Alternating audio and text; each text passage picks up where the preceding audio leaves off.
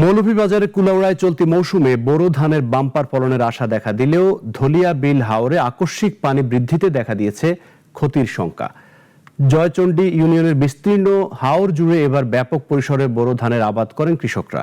অনুকূল আবহাওয়া ও সময় মতো চাষাবাদের কারণে ধানের ফলনও ছিল আশাব্যঞ্জক। ধান কাটার প্রস্তুতি নিতেই টানা বৃষ্টি ও উজান থেকে নেমে আসা পানিতে হাওরের পানি দ্রুত বৃদ্ধি পাওয়ায় উদ্বেগ বেড়েছে কৃষকদের মধ্যে। এতে কাঙ্ক্ষিত ফলন নিয়ে অনিশ্চয়তায় পড়েছেন তারা।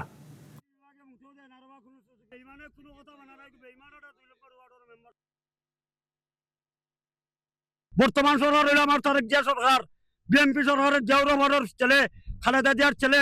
17 বছর বন জঙ্গলে ঘুমাইছি এই ধান কৃষির লাগি, কিন্তু কোনো খবর লয় না।